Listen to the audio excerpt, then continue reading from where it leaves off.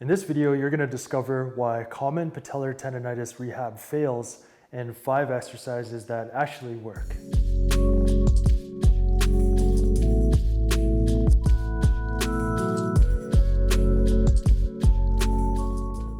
Hey, what's up? Coach E here from Precision Movement, and today we're going to talk about patellar tendonitis. Patellar tendonitis is inflammation and or pain in the patellar tendon, which is located in this area, just below the kneecap, which is the patella, going from the patella and inserting into the tibia. This is also known as jumper's knee, and it's very common in anybody who jumps, obviously, hence the name, and runners and cyclists, people who do repetitive movements where the knee joint is moving through flexion and extension repeatedly. Why does this happen? Well, one reason could be that this tendon is just not ready for the load that it's given or the volume of load that it's given. So if you've been off of running for the winter and you get back into it and you start going for it and you go for a hard run, your body just might not be ready for it, and that patellar tendon might not be ready for that load, so it gets sore and inflamed. And if you don't recover, don't allow it to recover, and you just get back out running and keep doing that, trying to train through the pain, then you could result in a long-standing issue and a syndrome. So it could be a matter of volume or intensity going too high too soon. But if that's not the case and it just creeps up on you, then that's another matter. And the common rehab strategy of strengthening the patellar tendon through squats and eccentrics and lots of load might not be sufficient to get you out of patellar tendonitis for the long term. So what do you do instead? Well, there's a number of different strategies and possible root causes, and with the 5 exercises we're going to talk about today, you might be able to address one of those root causes with the exercises here. The first thing we want to look at is the foot and the ankle. The foot and the ankle, every step you take, that's the first interaction your body has with the ground and with absorbing force. So if the structure's down there, the muscles or the joints aren't functioning properly, then all those forces that would have been absorbed first through the foot and the ankle have to move up to the next joint to be absorbed, and that next joint is the knee.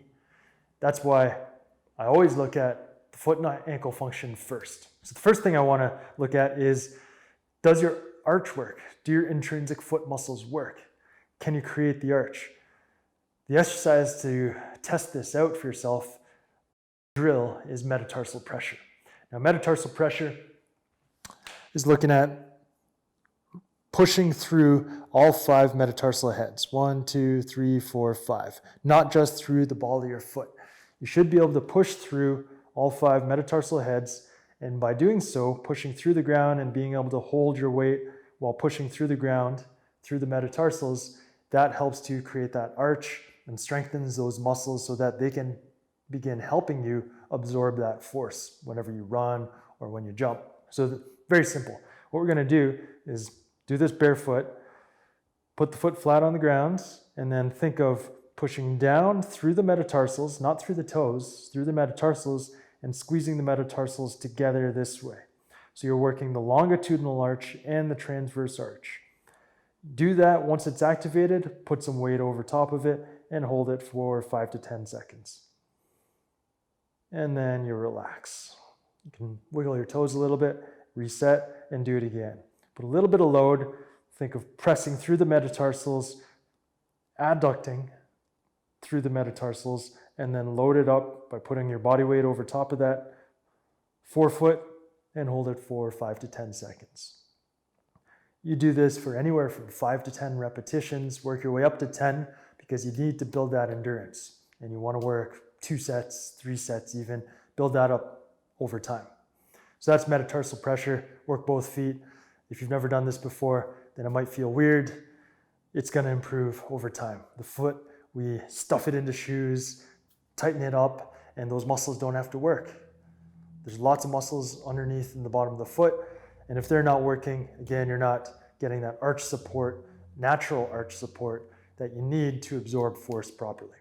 So that's exercise number 1.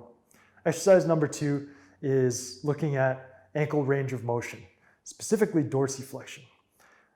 I've got another video on dorsiflexion where I presented just how important this range of motion is, and you can watch that video up here. And there's a number of different exercises, including the one that you're gonna see today. So dorsiflexion range is anytime you're pulling your toes up towards your knees and closing this angle, making this angle smaller in the front of your ankle. So it can happen like this in the open chain where I'm pulling my toes up, or it can happen in the closed chain where my foot is flat and I'm lunging forward and I'm driving my knee in front of my toe there. That's dorsiflexion. So how do we increase this range of motion? Well, there's a couple things we can do. First, we're gonna look at the joint. And is the joint able to actually go into dorsiflexion? If it's not, if the bones are getting stuck, then any kind of exercise or massage that you do or stretching that you do is not gonna help. So to address this, I'm just gonna grab this band here. You need a band, and I'm gonna place this right here around the pole, and I'm gonna stick my foot in. Now, ideally you do this with a downward angle. So you see that band is pulling upwards a little bit from where it's placed on my ankle. I'm just gonna step on it. So now the band is pulling down, and that's what we wanna do. We wanna pull down on the front of the ankle here, and that helps to stabilize the bones in the front of the ankle so that when I go into dorsiflexion, they're properly aligned and I can get that range. So with this technique, this is the banded dorsiflexion mobilization, foot flat, metatarsal pressure. So now we can start to work this in a functional pattern. The band is providing tension down and back, and I'm just gonna drive my knee forward as far as I can, keeping the foot flat, the heel down, and hold with that metatarsal pressure for 5 seconds. And then come out of it.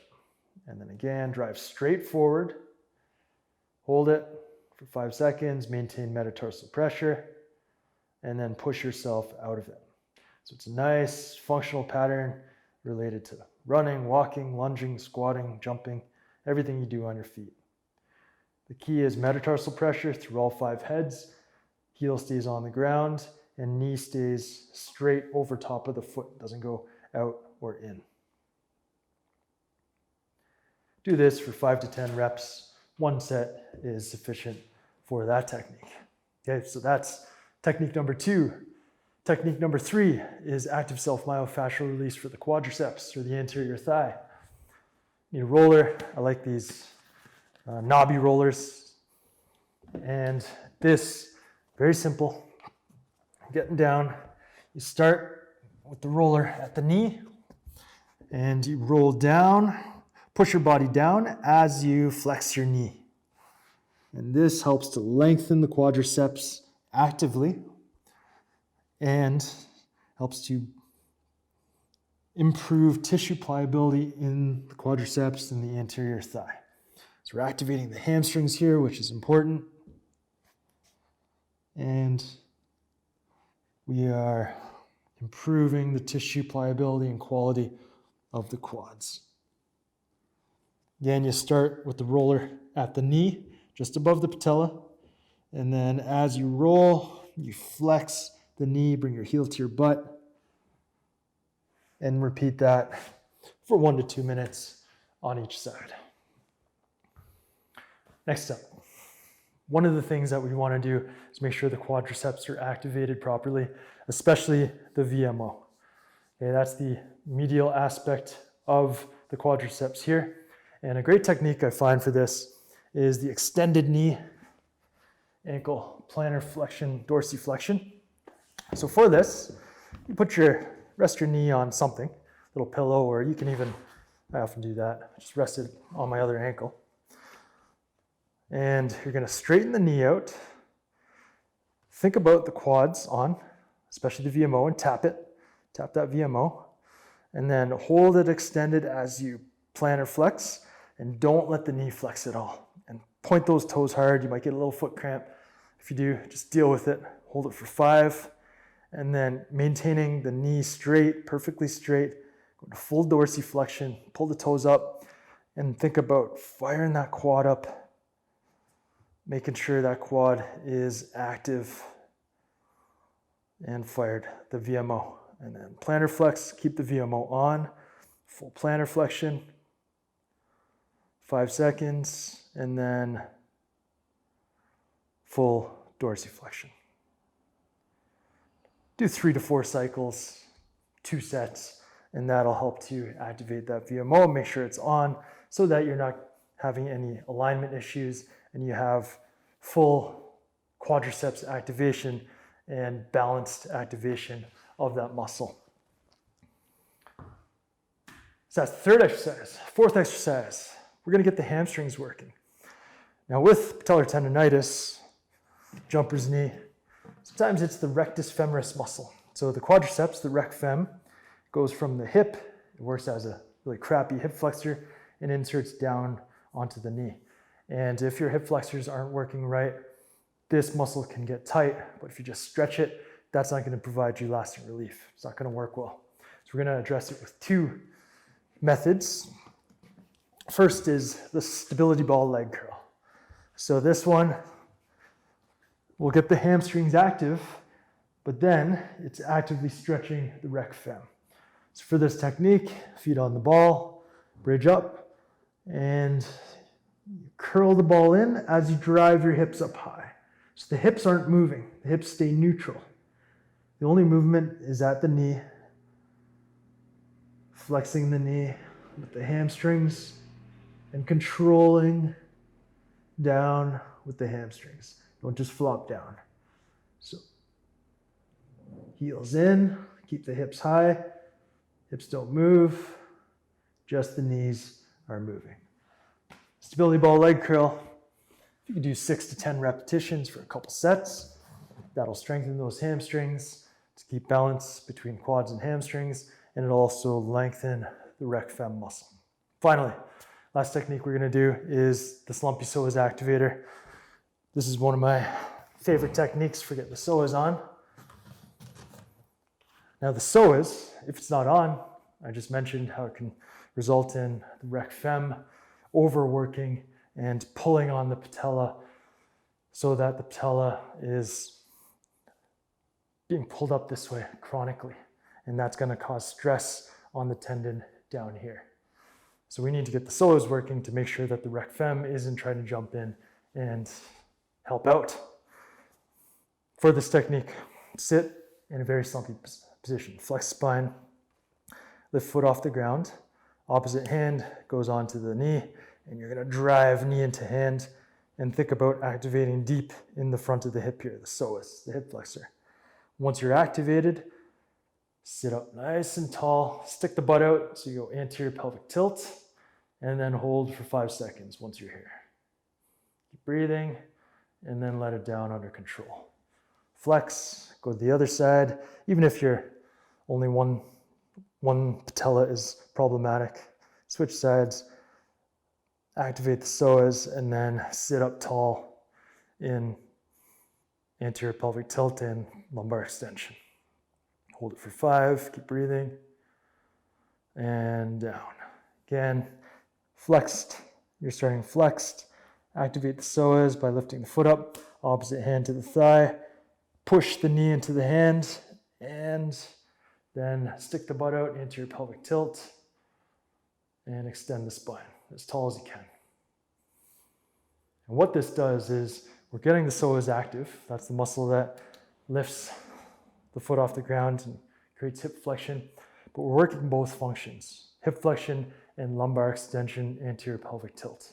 And if you're sitting all day in this slumped position, the psoas just shuts off because it doesn't need to work because you're sitting, you got a backrest, and you're in a bad position. So it gets weak, shuts off, and that's why other muscles come in to try to do its job. So here, we're activating it, and then we're working not only the hip flexion motion, but the anterior pelvic tilt, lumbar extension motion. So there you have it.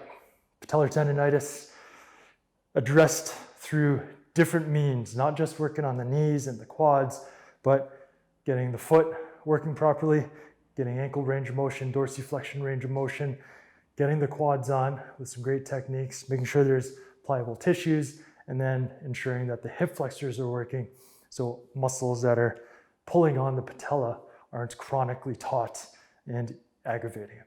So there you go. Hope you enjoyed those. Give them a try. Work them for 2 to 4 weeks at the very least. Most people, if you're going to get results, you'll get results within that time period. And if you don't, there's more that you need to address. And I would recommend checking out the ROM Coach app that we have, specifically the Strong Feet 1 routine, because I showed you one exercise, the metatarsal pressure, but there's more that you can do to make sure that the arch is working right and those intrinsic muscles are fired up and strong. So check that out. We'll have a link at the end of the video. And if you do have some swelling in the knee and knee pain, or if you've landed from a jump and your knee swelled up and there's an acute issue there, you got to check out the knee recovery program. And we'll shoot a link to that at the end of the video and or in the description below. Okay, so thanks again for watching. Hope to see you next time. Peace.